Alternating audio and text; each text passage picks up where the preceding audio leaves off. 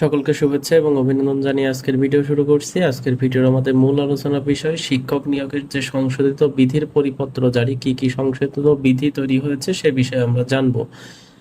আর তার আগে আপনারা আমার ইউটিউব চ্যানেল নতুন হয়ে থাকলে অবশ্যই সাবস্ক্রাইব করবেন, এটুকু অনুরোধ আপনাদের কাছে রইল।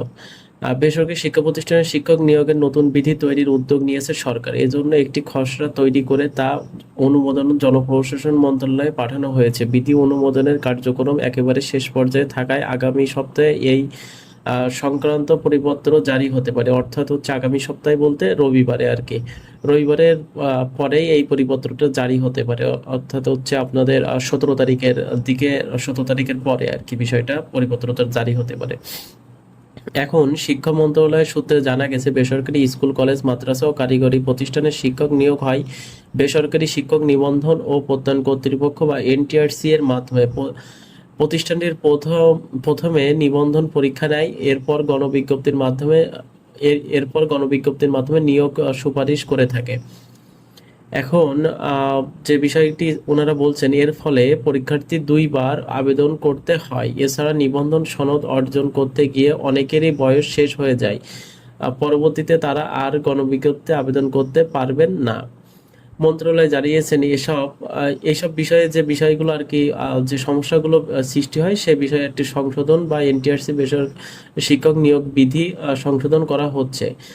সংশোধিত খসড়ার শিক্ষক নিবন্ধনের বিজ্ঞপ্তির পরবর্তী নিয়োগের বিজ্ঞপ্তি উল্লেখ করা হবে। এছাড়া বিজ্ঞপ্তিতে আবেদনের দিন থেকে প্রার্থীর বয়স হিসাব করা হবে। অর্থাৎ আমাদের ষষ্ঠ গণবিজ্ঞপ্তিতে যে বিষয়টি হয়েছিল, যে যখন 18তম নিবন্ধনের সার্কুলার দেওয়া হয়েছিল সেই দিন থেকে বয়সের বিষয়টি যেটা করা হয়েছিল, কিন্তু ষষ্ঠ গণবিজ্ঞপ্তিতে যাদের 35+ বয়স হয়ে গিয়েছিল এনারা কিন্তু আবেদন করতে পারবেন না। তো এই বিষয়টা সংশোধনের জন্য যে বিষয়টা আর কি করা হয়েছে, যে সেখানে বলা হয়েছে যারা 35 আর কি, যখন 19তম নিবন্ধন যে সার্কুলারটা আসবে, এই সার্কুলারে যারা ওই দিনের বয়স থেকে আপনার গণবিজ্ঞপ্তি যখনই প্রকাশ হোক না কেন, তাদের বয়স যদি 35, 40, 50ও হয়ে যায়, দেন তারা আবেদন করতে পারবেন।